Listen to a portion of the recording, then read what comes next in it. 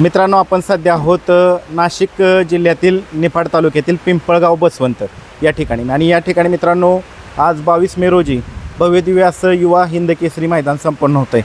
आणि आपल्याला या ठिकाणी मोहिल शेठ धुमाळ यांनी बोलवून घेतलेले आहे, जिथं बकासूर निवारायला आहेत या ठिकाणी. तर मोहिल शेठ, काय झालं आहे आणि तुम्हाला बाईट काय द्यायची? कळलं आपला जे सुसगावमध्ये जिथं गोठा आहे तो 1987 पासून तिथं आपला गोठा आहे. तिथं आपली सगळी जनावरं आहे नाही का.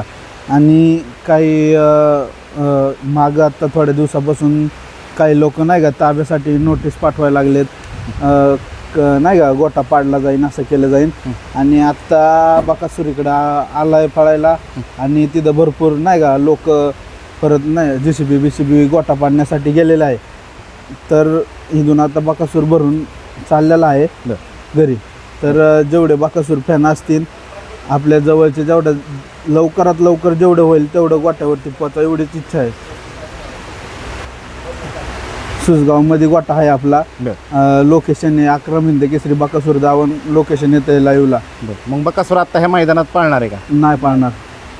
नाही पाळणार. आता निघालाय तुम्ही? हां, निघालो आहे. जेवढं लवकर होईल, जेवढं बकासूर फॅन असतील त्यांनी लवकरात लवकर गोठ्यावर पोचा.